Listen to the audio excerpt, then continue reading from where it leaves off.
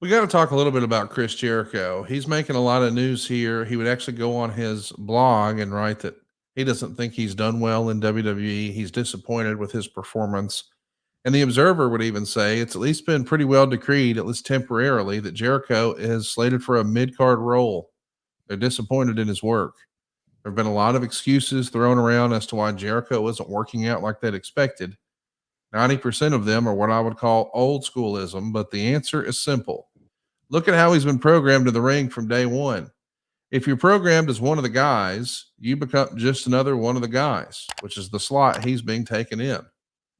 He didn't beat Road Dogg or X Pac clean in major matches, and developing a mid card guy, results don't matter. But in developing a top of the card superstar, they have to beat everyone but other top of the card superstars.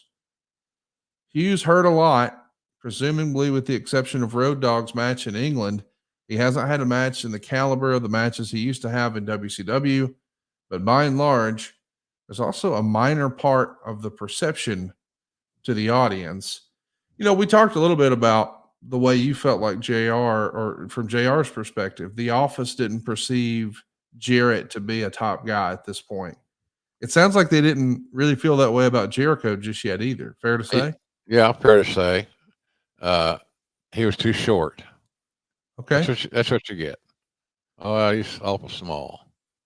He's got a. Vince told me one time Jericho had a feminine walk to the ring.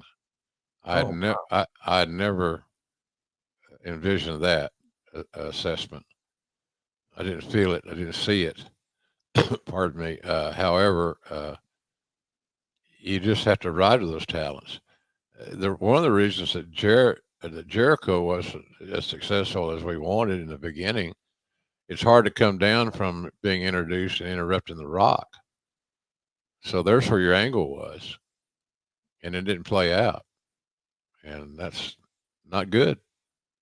You shoot a big angle, you introduce a guy, you have the clock, the new, no, it's not new generation, but you have the clock involved in this thing, and it was a huge entrance, and you got a massive pop.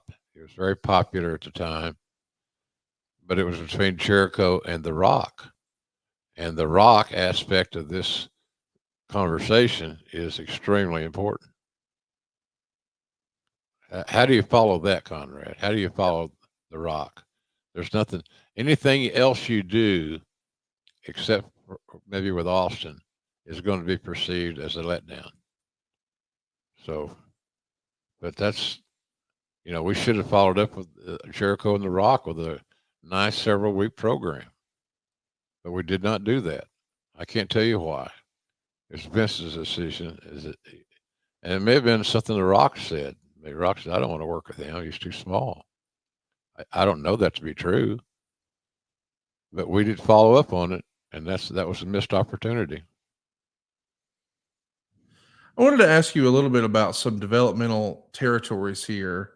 Uh, Burt Prentice's Music City Wrestling. It's being written about in the Observer like it might become a developmental territory, much like Les Thatcher's Heartland Wrestling shows were. It never really happens for Burt.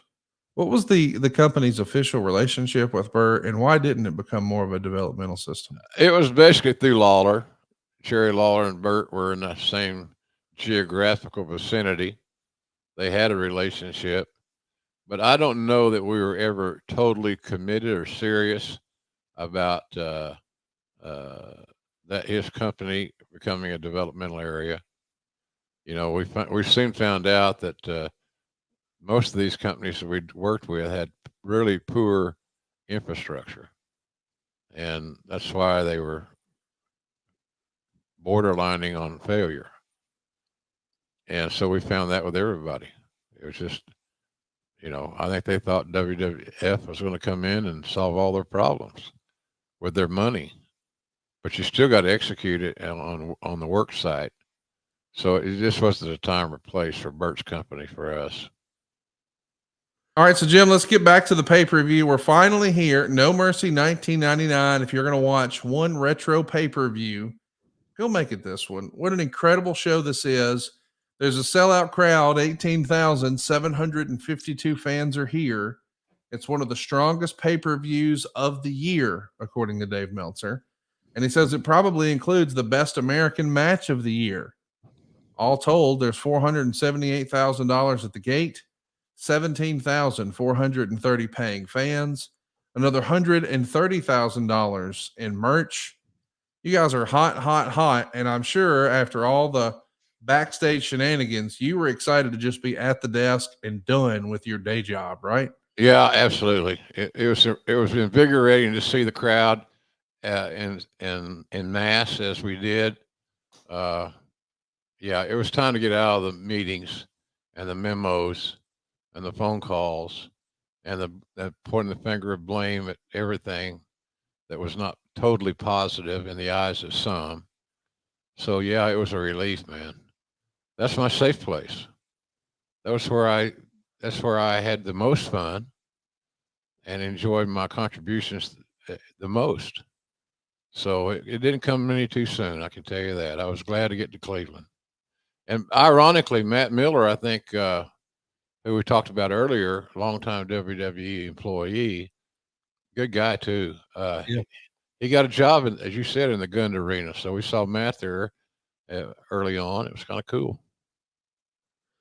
Let's talk about the card. We got The Godfather opening up with Midian. They're going to go a quarter star. Not a lot of heat in the match, but you got these crazy characters, and that's what the WWF is all about here.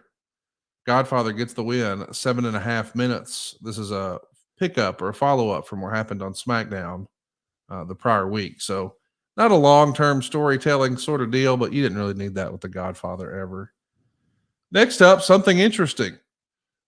Fabulous Moolah becomes the oldest recorded champion in the WWF's history. She's 72 years old here when she beats Ivory in 3 minutes and 1 second to capture the women's title, a title she first won back in 1956. That's a year before anybody on this card is even born.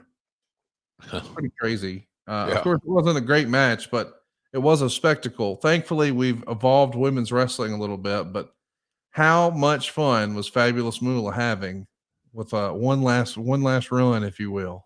She was having a blast. I don't think she was having more fun than Mae Young. Mae had a great time. Mae took a lot of dangerous bumps because she was crazy and tough and wanted to prove it every single TV. And the movie Queen of the Ring, which I was executive producer of, the one that we went to the premiere a couple of weeks ago, her character was very prevalent. She followed Mildred Burke, the breadwinner, the Hulk Hogan of the time, around like a puppy, because Mae was the lieutenant in that locker room. Even then, in the 50s and all that, Mae was a badass, and you never heard too many rows with shoot fights because everybody knew that Mae was there to intervene if necessary. But they were quite the pair to draw to, no doubt about it. Two historic characters. I'm glad I got to go through that era with them. And they never turned down an assignment, Conrad. They never turned down a booking. There was nothing, when somebody said that they're going to have the Dudleys power bomb Mae through a table, I thought, well, that ain't going to happen because it's just silly. She's in her 70s, I think, at that time. So, but Mae's a great character. And in Queen of the Ring, which will be out in theaters soon, she had a real good role, and it worked out real well. She didn't talk a lot, but she had a real good role on the screen. So I encourage anybody that when it comes in your area to check out Queen of the Ring. It's a family movie in more ways than one. For a woman to survive in a man's world, when all the men were congregating and trying to come up with a plan to, submerge the ship of Mildred Burke, it's a great story. Great story. So anyway, I got off the track, but Mae reminded me of that. Her role in the movie was crucial, and she did a great job. So if you see a little blonde-headed woman in the movie, you're going to know that's Mae Young's character.